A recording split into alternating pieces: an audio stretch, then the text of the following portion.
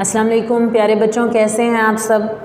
आज हम chapter number 2 science की रीडिंग करेंगे, सेल डिवीजन। हम इसका कॉन्सेप्ट मैप देख चुके हैं ऑलरेडी, अब हम इसको रीड करते हैं। सेल डिवीजन क्या है? It is a common observation, ये आम मुशाहिदा है that living things grow and increase in size. तमाम जानदार चीज़ें अपना साइज़ बढ़ाती हैं, बढ़ती हैं। आप देख रहे हैं ना, एक बेबी होता है वो छोटा सा होता है और जब वो बड़ा बनता है तो एक बड़ा सा ह्यूमन बीइंग बन जाता है। ये कैसे होता है? It is also observe that offspring resemble their parents. बच्चे अपने वालिदैन से मिलते हैं। We have learn that all living things are made up of cells. हमने सीखा कि तमाम जानदार सेल से बने हैं। Hence more and more cells are needed for growth and development of living things. इंसानों की या तमाम लिविंग ऑर्गेनिज्म की ग्रोथ के लिए हमें ज़्यादा से ज़्यादा क्या चाहिए? सेल्स चाहिए। मैंने आपको जब कॉन्सेप्ट लेक्चर दिया था तो उसमें मैंने आपको बताया था कि हम तमाम लिविंग ऑर्गेनिज्म सेल से बने हैं और सेल्स जो होते हैं वो एक सेल से 2 बनते हैं, 2 से मज़ीद 4 बनते हैं। सेल्स की तादाद बढ़ती है तभी इंसान और तमाम लिविंग ऑर्गेनिज्म ग्रोथ करते हैं। Where do new cells come from? नए सेल्स कहाँ से आते हैं? इस क्वेश्चन का आंसर क्या है? New cells are produced by the division of pre existing cells. Pre existing कहते हैं पहले से मौजूद सेल्स। जो सेल्स हमारी बॉडी में पहले मौजूद होते हैं वो डिवाइड होते हैं और नए सेल्स बना देते हैं। In this chapter we will discuss the process of cell division. इस चैप्टर में हम सेल डिवीजन को पढ़ेंगे। Why do offspring resemble their parents? बच्चे अपने वालिदैन से क्यों मिलते हैं? It is the heredity which produces resemblance in the offspring with their parents. ये तो विरासत ही है जिसकी वजह से बच्चे अपने वालिदैन से मिलते हैं। देखिए, एक विरासत वो होती है ना जो हमें अपने वालिदैन से मिलती है, जायदाद। एक वो होती है जो हमारी बॉडी के सेल्स भी विरासत में हमें कुछ करेक्टरिस्टिक्स देते हैं। Heredity and bases of heredity will also be discussed in this chapter.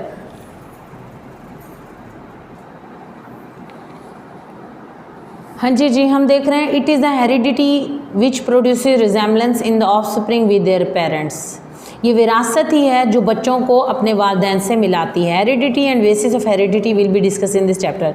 इस चैप्टर में हम ये डिटेल से डिस्कस करेंगे। इस पैराग्राफ में हमने डिस्कस किया कि तमाम लिविंग ऑर्गेनिज्म सेल से बने हुए हैं और सेल्स पहले से मौजूद सेल्स से डिवीजन के प्रोसेस के बाद बनते हैं। Cell division it is a process by which a cell divide into 2 daughter cell. ये एक ऐसा प्रोसेस है जिसमें एक सेल से 2 डॉटर सेल या 4 डॉटर सेल बनते हैं। The cells which divide is called parental cell. जो सेल डिवाइड होता है उसे पेरेंटल सेल कहते हैं और जो उसके नतीजे में सेल्स बनते हैं उन्हें डॉटर सेल कहते हैं। Before the start of the cell division के स्टार्ट होने से पहले the parental cell passes through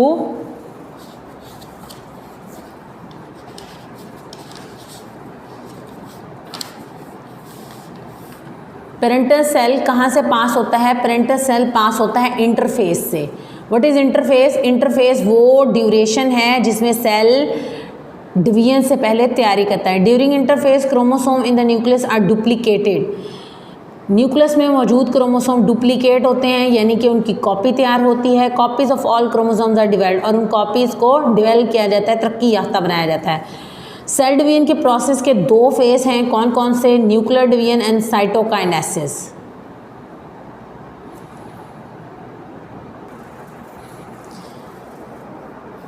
nuclear division is the division of nucleus. Nuclear division में न्यूक्लियस डिवाइड होता है which is followed by cytokinesis और उसके बाद साइटोकाइनेसिस का प्रोसेस होता है, यानी साइटोप्लाज्म डिवाइड होता है। पहले न्यूक्लियस डिवाइड होता है, फिर साइटोप्लाज्म डिवाइड होता है। अच्छा, हमें कुछ चीज़ें जानने की ज़रूरत है। Nucleus is a part of cell. Cell का हिस्सा है nucleus which control the activities of the whole cell. आपकी पूरे बॉडी के अंदर जितने भी सेल्स हैं उनके अंदर न्यूक्लियस मौजूद है और न्यूक्लियस जो है वो उनकी तमाम एक्टिविटीज़ को कंट्रोल करता है, सेल की एक्टिविटी को कंट्रोल करता है। Chromosomes are found in the nucleus of the cell. Cell के न्यूक्लियस में क्रोमोसोम मौजूद होते हैं, छोटे छोटे आपको नज़र आ रहे होंगे। They consist of protein. ये प्रोटीन से बने होते हैं और डीएनए से बने होते हैं। डीएनए क्या है? एक धागानुमा स्ट्रक्चर है जिसे हम कहते हैं deoxy nucleic acid. DNA is the material. DNA दरअसल वो मटेरियल है, डीएनए इस फॉर्म में होता है। आपको जो मैंने कॉन्सेप्ट लेक्चर दिया उसमें भी मैंने बताया है। डीएनए वो मटेरियल है जो कंटेन्स करता है कंप्लीट सेट ऑफ इंस्ट्रक्शंस। इसके अंदर मुकम्मल हदायत होती हैं for developing a new cell और एन ऑर्गेनिज्म। एक नया सेल बनाने के लिए, एक नया जानदार बनाने के लिए इसके अंदर मुकम्मल हदायत होती हैं।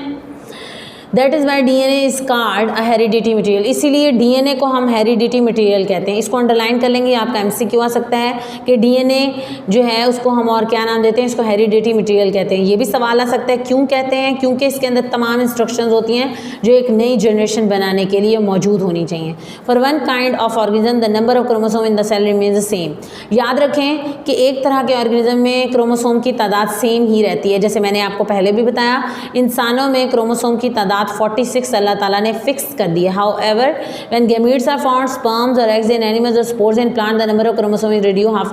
मैंने आपको बताया था कि हमारी बॉडी में स्पेशल तरह के सेल्स होते हैं जिन्हें हम गैमीट्स का नाम देते हैं। गैमीट्स वो सेल्स होते हैं जिनके अंदर क्रोमोसोम की तादाद हाफ होती है।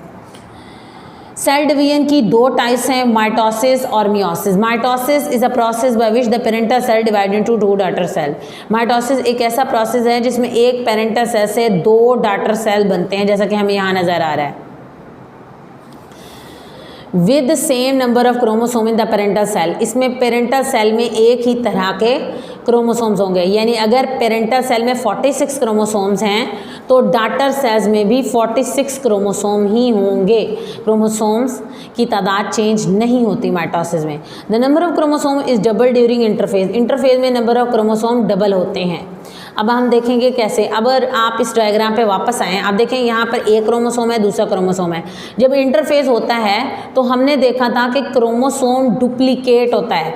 ये जो एक लूप है ना, ये समझें इस तरह की लूप है, और जब इंटरफेस होता है तो इसकी इस तरह की लूप 7 बन जाती है। अब देखें इस ग्रीन वाले के साथ 2 लूप्स बन गई हैं, इस पिंक वाले की भी 2 लूप्स बन गई हैं। तो इंटरफेस में क्रोमोसोम जो होते हैं वो डुप्लीकेट हो जाते हैं। इसमें 2 क्रोमोसोम हमें नज़र आ रहे हैं। अब हम इसको साथ साथ रीड भी करते हैं। कहता है कि 2 sets of chromosomes are found, 2 chromosomes के सेट बन चुके हैं। ड्यूरिंग माइटोसिस के दौरान when the nucleus of parental cells divides, जब पेरेंट सेल का न्यूक्लियस डिवाइड होता है, तकसीम होता है, 2 sets of chromosomes are distributed equally, 2 set chromosomes के बनते हैं, इक्वली डिस्ट्रीब्यूट होते हैं इन द 2 डॉटर न्यूक्लियाई, और 2 डॉटर न्यूक्लियाई बनते हैं। कहता है पेरेंटल सेल डिवाइड होता है, क्रोमोसोम 2 हिस्सों में डिस्ट्रीब्यूट हो जाते हैं और अपोजिट पोल्स की तरफ जाते हैं। यहाँ पर अगर हम डायग्राम में देखें,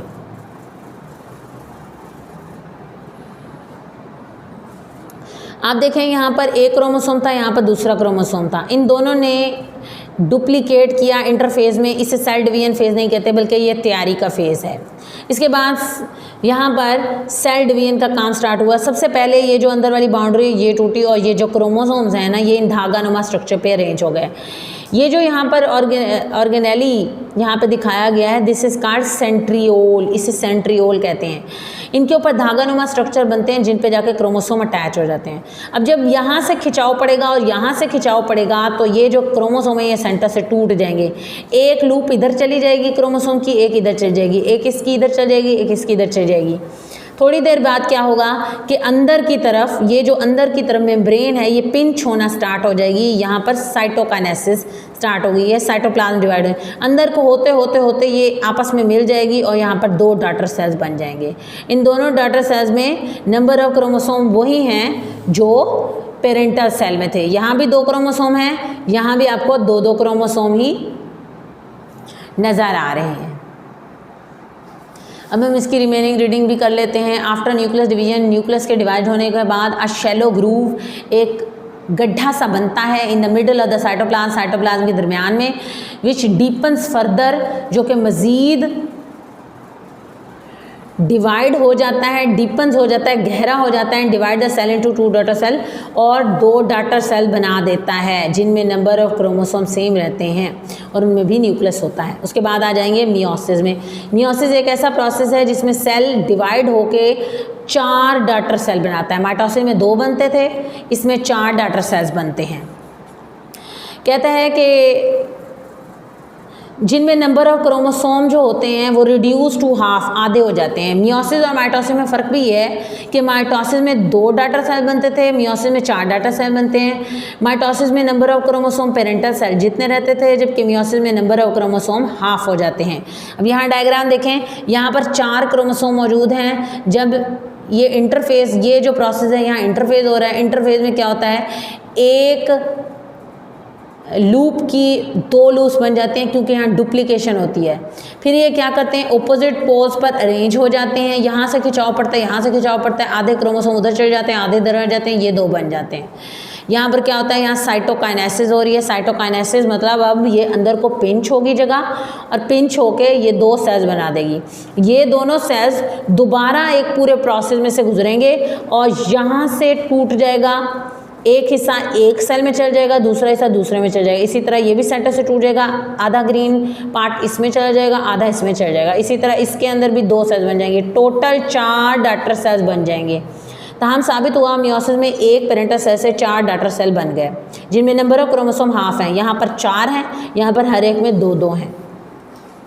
the process of meiosis consist of 2 division. इसमें 2 डिवीजन होती हैं, एक को मियोटिक 1 डिवीजन कहते हैं, ये जो अभी पूरी मैंने दिखाई ये मियोटिक 1 डिवीजन है यहाँ तक। एक और को मियोटिक 2 डिवीजन कहते हैं। यहाँ से आगे दोबारा इस तरह की डिवीजन चलती है, लेकिन वो बिल्कुल माइटोसिस के जैसी होती है, इसलिए हम उसे इतना डिटेल नहीं पढ़ाते, ठीक है। During meiosis 1 division the number of chromosomes are reduce. पहली डिवीजन में नंबर ऑफ क्रोमोसोम आधे हो गए हैं, यहाँ पर 4 थे और यहाँ पर इसमें 2 हो गए हैं, यहाँ पर भी 2 हो गए हैं। जबकि सेकेंड डिवीजन के अंदर क्रोमोसोम की तादाद तकरीबन 2-2 ही रह रही है। As compare to the mitotic 2 division is similar to mitosis. जो ये माइटोसिस 2 हुई है ये बिल्कुल मियोसिस, जो यहाँ पर मियोटिक 2 डिवीजन हुई है ये बिल्कुल माइटोसिस की ही तरह है, ठीक है। आगे आ जाते हैं हम, आगे है जी इन दोनों के डिफरेंस है। माइटोसिस का पहला पॉइंट, माइटोसिस में 2 daughter cells are formed from the, 1 से 2 डाटर सेल्स बनते हैं, जबकि माइटोसिस में 1 से 2 डाटर सेल बनते हैं, जबकि मियोसिस में 1 से 4 डाटा सेल्स बनते हैं। माइटोसिस में क्रोमोसोम्स की तादाद डाटर सेल में पेरेंट सेल जितनी होती है, जबकि मियोसिस में क्रोमोसोम की तादाद हाफ हो जाती है। माइटोसिस का प्रोसेस जनरल बॉडी सेल्स में होता है, यानी कि सोमैटिक सेल्स में होता है, जबकि मियोसिस का प्रोसेस कहाँ पर होता है, जर्म लाइन सेल्स में होता है। कहाँ पे होता है, जर्म लाइन सेल्स में होता है, जिसके नतीजे में जो सेल्स पैदा होते हैं उन्हें हम कहते हैं गैमीट्स। हेरिडिटी, विरासत, ड्यूरिंग द रिप्रोडक्शन के दौरान living things pass on their characteristic, जानदार चीज़ें अपनी खसूसियात को मुंतकिल करती हैं बच्चों में। This is the reason that babies look like their parents. यही वजह है कि बच्चे अपने वालदैन की तरह नज़र आते हैं। कहते हैं द ट्रांसमिशन, यहाँ से अंडरलाइन करेंगे, the transmission of character from parent to offspring is called heredity. अपना बच्चों के अंदर वालदैन से खसूसियात का मुंतकिल होना विरासत कहलाता है। द करेक्टर्स, इसमें कौन से करेक्टर शामिल हैं, आँखों का रंग, skin colour, hair colour, free और attach ear lobes, height, intelligence, जहानत, कद वगैरह, ये सब कुछ आपके हेरिडिटी में आते हैं। Are the example of the characteristic that are transform from parents to offspring and are called heredity characters. यहाँ एक एक्टिविटी दी है, कहते हैं closely observe your own body feature as well as those of your parents, grand parents, maternal eternal parents, brother sister, record your observation the table. आप सब लोगों ने इस एक्टिविटी को फिल करना है और मुझे बताना है कि आपने क्या किया। आपने सबका फिल करना है। हेयर, अब आपने घर में देखना है, बालों को देखना है आपके स्ट्रेट हैं या करली हैं। आप योर सेल्फ, आपने अपने बताने हैं कि मेरे बाल कैसे हैं। अब मैंने यहाँ पर फिल किया हुआ मेरे बाल स्ट्रेट हैं। अब कहते हैं मेरे वालिद के बाल कैसे हैं, मैं लिखूँगी मेरे वालिद के बाल थोड़े थोड़े करली हैं, ठीक है। मदर के बाल फिर मेरे करली या स्ट्रेट में से स्ट्रेट हैं। आप अपने हिसाब से लिखेंगे, आपके करली हैं स्ट्रेट हैं, जैसे वो लिखेंगे। ब्रदर के सिस्टर के भी स्ट्रेट हैं, ब्रदर के फिर करली हैं थोड़े थोड़े। ग्रैंड पेरेंट्स कहते हैं दादा दादी को, पैटर्नल मतलब है दादा दादी को, और मैटरनल कहते हैं नाना नानी को।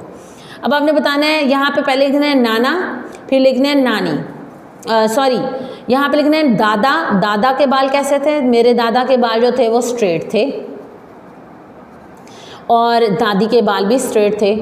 नानी के बाल और नानी और नाना दोनों के बाल आगे स्ट्रेट हैं। अब मैंने आई कलर लिखना है। अब ये असल पे बेसिकली ये जिस टीचर की बुक है ना उन्होंने फिल किया हुआ है, मैंने फिल नहीं किया। अब मेरा आई कलर जो है वो मेरा ब्लू ब्राउन ब्लैक में से ब्लैक है।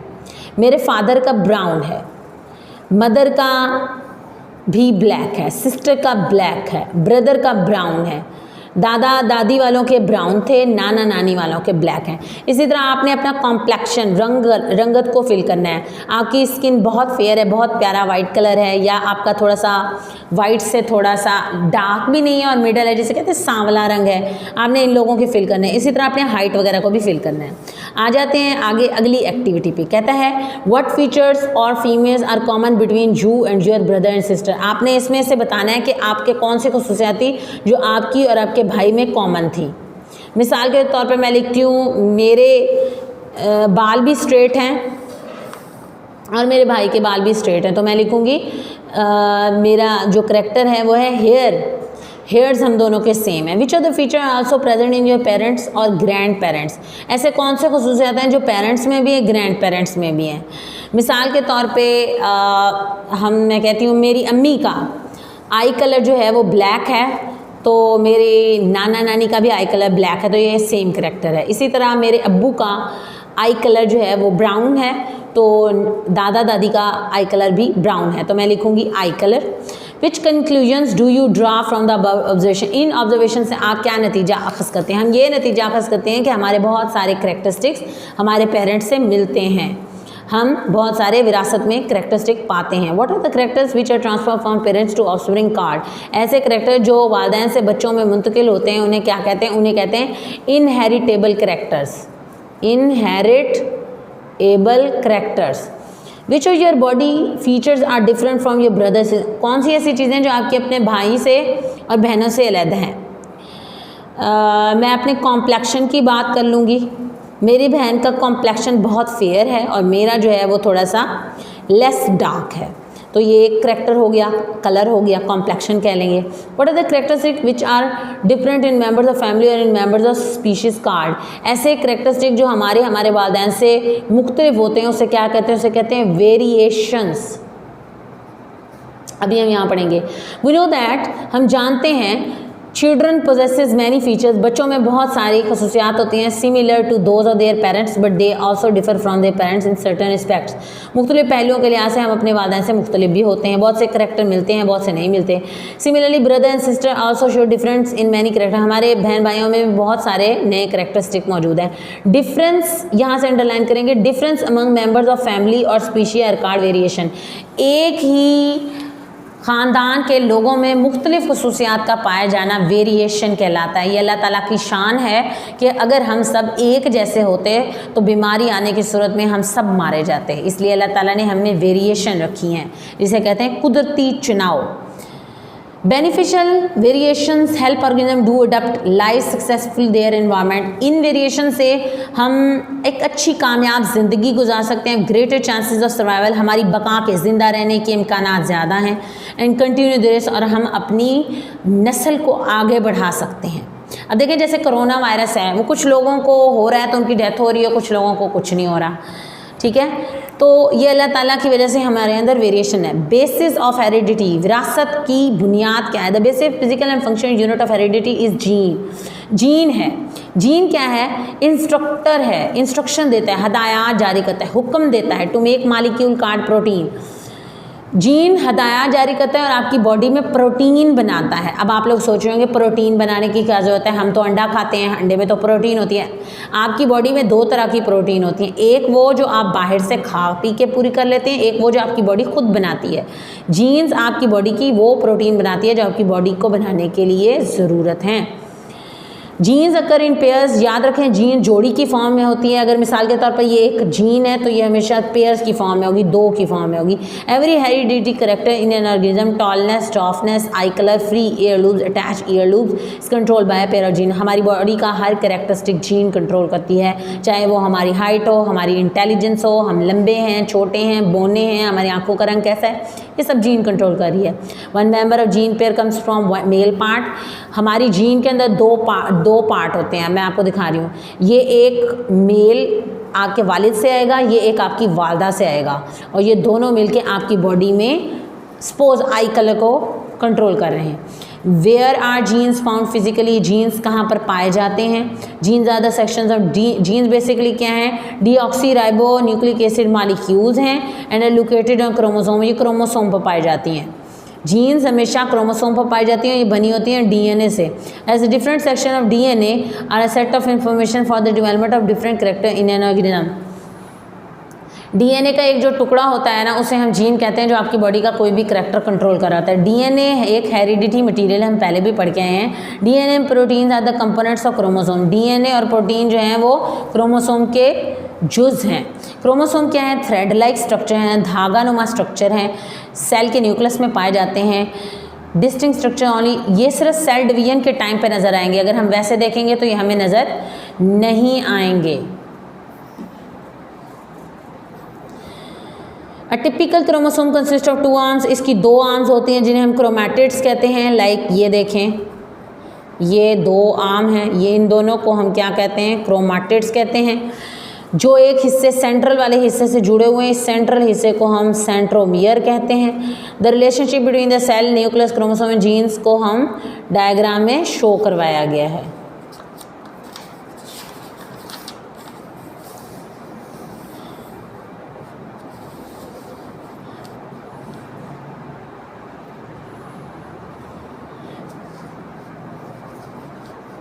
हाँ जी, अब हम जाते हैं। The number of chromosome is specific and constant for every kind of organism.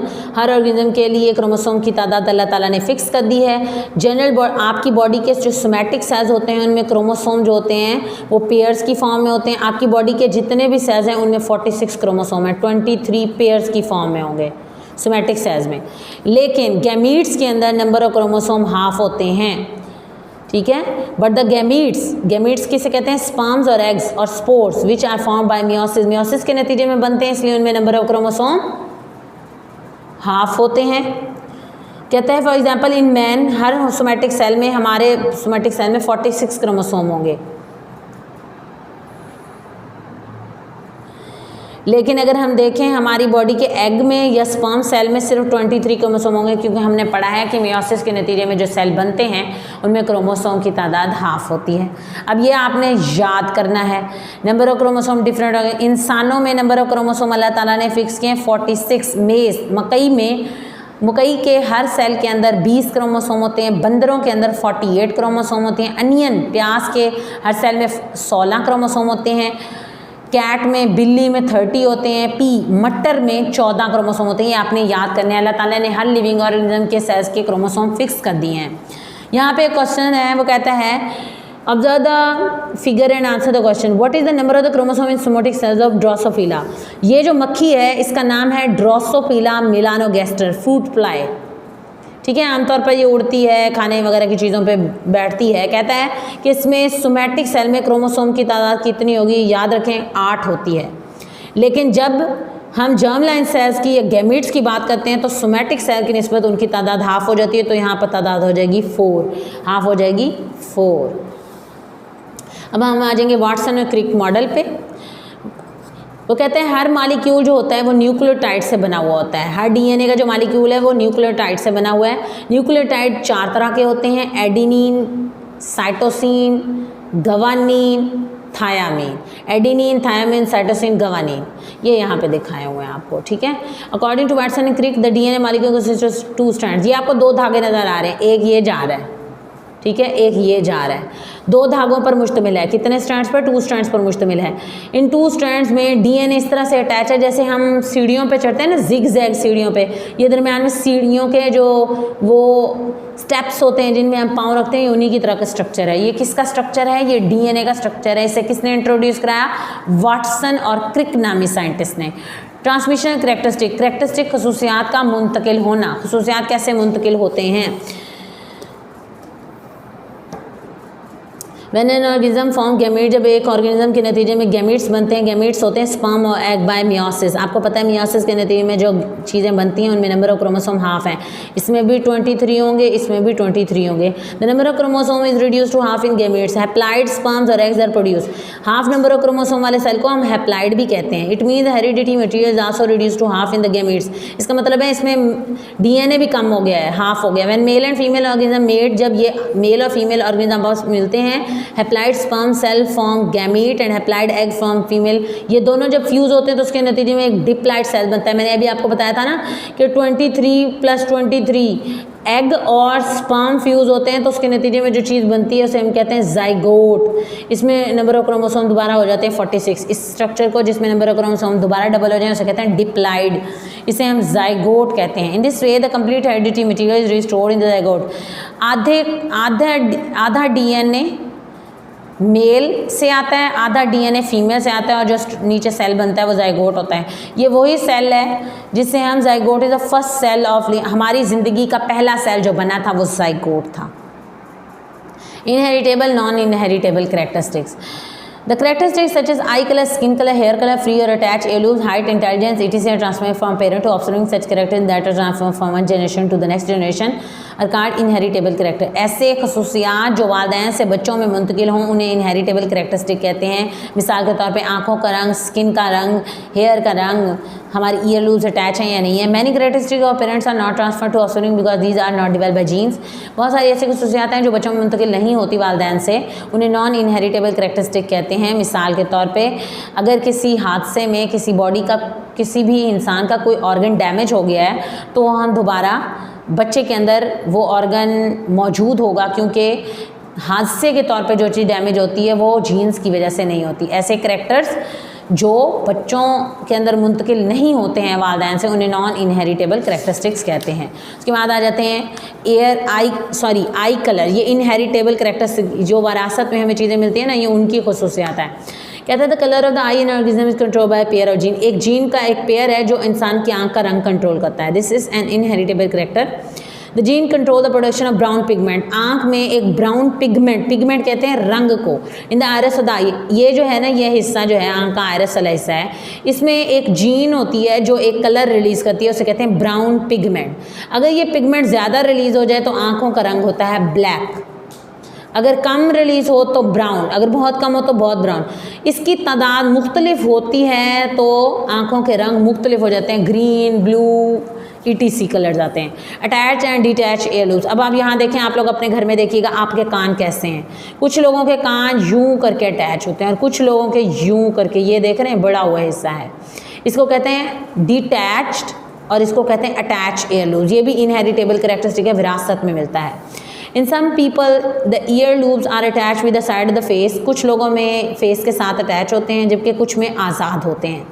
इस करेक्टर को भी एक जीन कंट्रोल करती है। When the side gene work, जब वो जीन काम करती है तो अगर जीन मौजूद और काम कर रही हो तो इस तरह के कान के साथ इस तरह का स्ट्रक्चर मौजूद होगा, यानी हैंग हुआ है, फ्रीली हैंग, इसे कहेंगे डिटैच एयर लोब्स। और अगर वो जीन आपकी बॉडी में है ही नहीं तो इस तरह का स्ट्रक्चर बनेगा, इसे कहेंगे इसको कहेंगे अटैच्ड एयर लोब।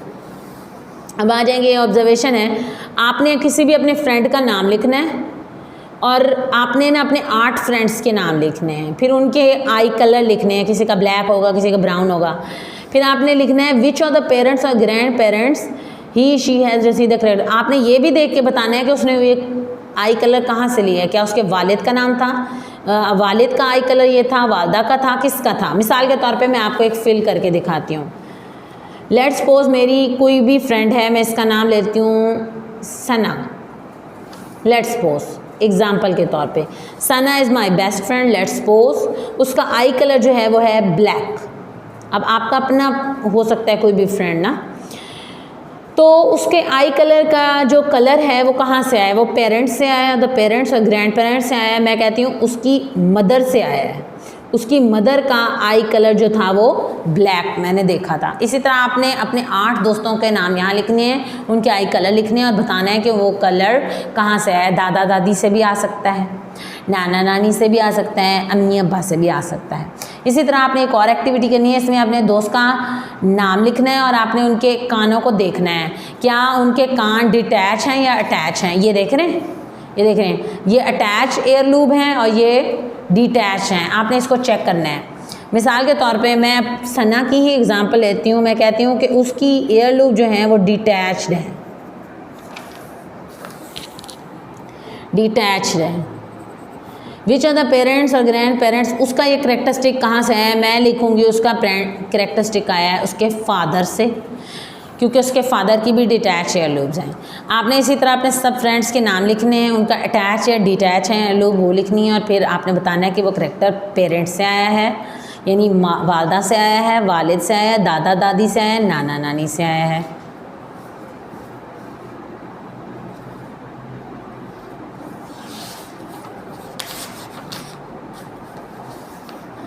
अच्छा जी, तो अब हम आ जाते हैं पेज नंबर 28 पे। यहाँ पे इन्फॉर्मेशन है, character of living things are controlled by genes on the chromosome. Character जो है वो क्रोमोसोम पे मौजूद जीन्स कंट्रोल करती है। Mitosis a great blessing of Allah, Allah की एक बहुत बड़ी नेमत है। इफ़ देयर वर नो अगर माइटोसिस ना हो, number of chromosome not have been maintain constant, तो हमारे क्रोमोसोम की तादाद नहीं मेंटेन होगी। सिमिलरली मियोसिस का भी सिग्निफिकेंट इंपॉर्टेंस है, कंट्रोलिंग द हेरिडिटी, ये हमारी विरासत को कंट्रोल करती है जनरेशन टू जनरेशन, यानी हमारे दादा से भी करेक्टरिस्टिक हमारे में ट्रांसफ़र करती है। ये हमारा हो गया चैप्टर ख़त्म। अब हम करते हैं MCQs जी। MCQs है, cell make copies of its chromosome, cell makes copies of its chromosome during, cell अपने क्रोमोसोम की कॉपी कब बनाता है, इंटरफेज में बनाता है सेल, डुप्लीकेट करता था। The section of DNA which has information for making a specific protein is called gene. Chromosomes are made of DNA and proteins. The characteristics which are passed from parent to offspring, ऐसे character जो parents से बच्चों में मुंतकिल होते हैं उन्हें क्या कहते हैं, उन्हें कहते हैं inheritable characteristics. An event that occur during interphase, interphase में कौन सा इवेंट होता है, डिवीजन ऑफ न्यूक्लियस नहीं होती, साइटोप्लाज्म की डिवीजन होती है, डुप्लीकेशन ऑफ क्रोमोसोम होती है, डुप्लीकेशन ऑफ क्रोमोसोम होती है। Reduction of chromosome takes place during, chromosomes की तादाद हाफ किस दौरान होती है, मियोटिक 1 में होती है सिर्फ। In human sperm has 23 chromosome, तो एग में कितने क्रोमोसोम होंगे, एग में भी 23 होंगे। Zygote is formed by the fusion of sperm and egg, cell की फ्यूजन से बनता है zygote. In human the eye colour is develop due to the effect of, इंसान में आई कलर क्यों डिवेल्प होता है, डाइट की वजह से, इन्वायरमेंट की वजह से, जीन्स की वजह से। जीन्स की वजह से मैंने अभी बताया था कि एक जीन होता है जो हमारे इन करेक्टरिस्टिक को कंट्रोल कर रहा होता है। उसके बाद आप आ जाएंगे विच स्टेटमेंट इज करेक्ट, कौन सी स्टेटमेंट करेक्ट है। DNA has instruction for making protein, DNA के पास कुछ हदायत हैं जिनसे वो प्रोटीन बनाता है। Protein has instruction for making DNA, both of these, none of these, इनमें से कोई भी नहीं है। याद रखिएगा आप, DNA के पास इंस्ट्रक्शन नहीं होती, जीन्स के पास इंस्ट्रक्शंस होती हैं, जीन्स के पास इंस्ट्रक्शन होती हैं। अब हम मैच करेंगे कॉलम को। सबसे पहले है DNA। अच्छा, सबसे पहले हम देख लेते हैं साइटोकाइनेसिस, कहते हैं सेल डिवीजन ऑफ साइटोप्लाज्म।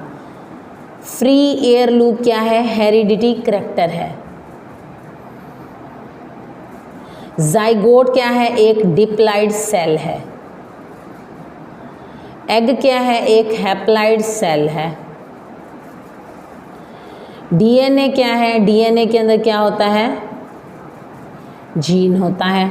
बाकी आपके जो क्वेश्चंस हैं उनके आंसर्स आप लोगों को मिल जाएंगे नोट्स की फॉर्म में। आ जाएंगे जी पेज नंबर 31 पे।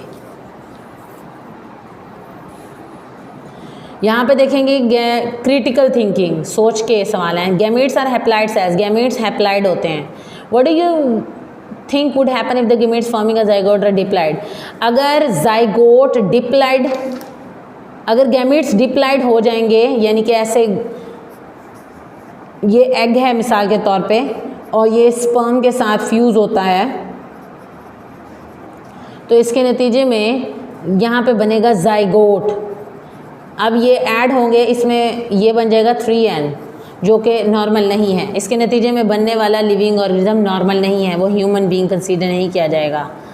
N injury on a person's body needs more and more cells for the repair of his body. What type of cell division do you think will provide more and more cells? हमारी body में ज़्यादा से ज़्यादा cell बनते हैं सिर्फ mitosis से। अगर आपका एक्सीडेंट हो जाए तो दोबारा आपके सेल्स बन जाते हैं माइटोसिस से। Which the following figure present a phase of mitosis and other a phase of meiosis. इनमें से कौन सा माइटोसिस है और कौन सा figure represents a phase of mitosis? इनमें से कौन सा माइटोसिस है? ये वाला माइटोसिस है और ये वाला मियोसिस है। अब आप सोचेंगे मुझे कैसे पता चला है? इसमें अगर आप गौर से देखें ना, इसमें यूं हुआ है, यूं, जिसमें एक क्रोमोसोम की लूप दूसरे क्रोमोसोम के साथ अटैच होती है ना, उसमें वो मियोसिस हो रही होती है। हाँ जी, हमारे चैप्टर की रीडिंग हो गई है, होप सो आपको समझ आ गया होगा। अल्लाह हाफ़िज़।